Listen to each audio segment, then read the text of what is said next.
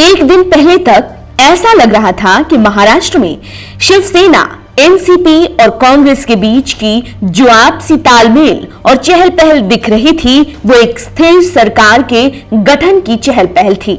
लेकिन शनिवार यानी 23 नवंबर की सुबह महाराष्ट्र में जो हुआ वो सबको चौंका देने वाला था। महाराष्ट्र में कुछ ऐसा सियासी उलटफेर हुआ कि सब देखते ही रह गए। बीजेपी ने एनसीपी के साथ मिलकर सरकार का गठन कर लिया और किसी को इसकी कोई सुगबुगाहट तक नहीं हुई। राज्यपाल भगत सिंह कोश्यारी के द्वारा देवेंद्र फडणवीस को मुख्यमंत्री पद की शपथ दिलाई गई, तो वहीं अजीत पवार ने डिप्टी सीएम के तौर पर पद और गोपनीयता की शपथ ली। शपथ ग्रहण के बाद देवेंद्र फडणवीस ने शिवसेना पर जनता के जनादेश का अपमान करने का आरोप लगाया और कहा कि महाराष्ट्र की जनता ने स्पष्ट जनादेश दिया, पर शिवसेना जनादेश का अपमान कर दूसरी जगह गठबंधन की कोशिश में लग गई। उन्होंने कहा कि महाराष्ट्र को स्थिर व स्थायी शासन की जरूरत थी और इसके लिए अजीत पवार को धन्यवाद। तो वहीं अजीत पवार ने इस बारे में कहा कि नतीजे निकलने से आज के दिन तक कोई भी पार्टी सरकार बनाने में सक्षम नहीं थी। उन्होंने कहा कि महाराष्ट्र किसान के मुद्दे समेत कई और परेशानियों का सामना कर रहा था। इस वजह से एक स्थिर सरकार बनाने का निर्णय लिया गया है। इन गतिविधियों के बीच पीएम नरेंद्र मोदी ने देवेंद्र फडणवीस के एक बार फिर से सीएम बनने पर उन्हें बधाई दी।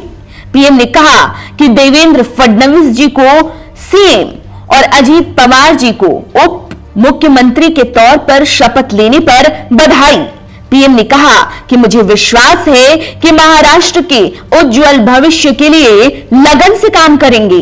चौंका देने वाली बात यह है कि इस सरकार गठन को लेकर एनसीपी प्रमुख का भी बयान आया है। सरकार बनाने पर शरद पवार ने कहा कि एनसीपी अजीत पवार के इस फैसले के साथ नहीं है और न ही अजीत पवार के इस फैसले का समर्थन करती है। इससे एनसीपी का कोई लेना देना नहीं है। अजीत पवार ने पार्टी तोड़ी है। अजीत पवार के इस फैसले के खिलाफ एनसीपी लड़ेगी। वहीं शिवसेना सांसद संजय राउत ने सीधे सीधे अजीत पवार को लेकर कहा कि उन्हें ईडी का डर सता रहा है। आखिरी वक्त तक अजीत पवार हमारे साथ थे, यहां तक कि शाम की बैठक में भी वो एनसीपी के साथ ही खड़े रहे, लेकिन उन्होंने शरद पवार को धोखा दिया है। जानकारी दे दें कि देवेंद्र फडणवीस के सीएम और अजीत पवार के उप मुख्यमंत्री बनने से पहले तक राजनीतिक हवा ही कुछ और चल रही थी। दरअसल शुक्रवार तक महाराष्ट्र सरकार के सीएम पद के लिए उद्धव ठाकरे ने अपने नाम की सहमति दी थी और बाकी के लोगों के साथ भी इस बात पर सहमति जताई गई थी और इसकी घोषणा खुद एनसीपी अध्यक्ष शरद पवार के द्वारा की गई थी। पवार ने ये घोषणा शिवसेना, राकंपा, कांग्रेस तीनों दलों के बड़े नेताओं की हुई बैठक के बाद की थी। तीनों पार्टी की यह मीटिंग वर्ली स्थित नेहरू सेंटर में हुई।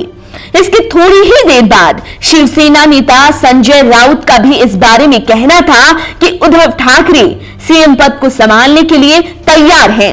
शरद पवार का इस बारे में कहना था कि सीएम पद के लिए उद्धव ठाकरे को लेकर सहमति बन गई है।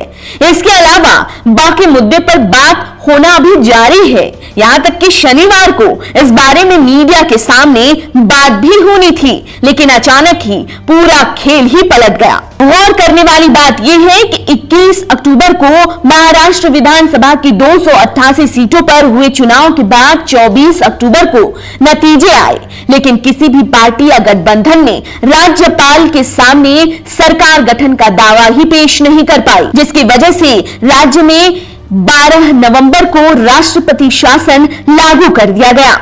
शिवसेना सीएम पद की मांग पर अड़ी थी और इस बात पर वो बीजेपी से भी अलग हो गई और एनसीपी और कांग्रेस से दोस्ती करने पर उतर आई। लेकिन शनिवार 23 नवंबर को जो हुआ उसके बाद तो बस यही कहा जा सकता है कि शिवसेना के हाथ कुछ भी नहीं लग सका और बाजी जीत गई बीजेपी। आप देख रहे हैं नेट्रिक न्यूज, साहस सच कहने का।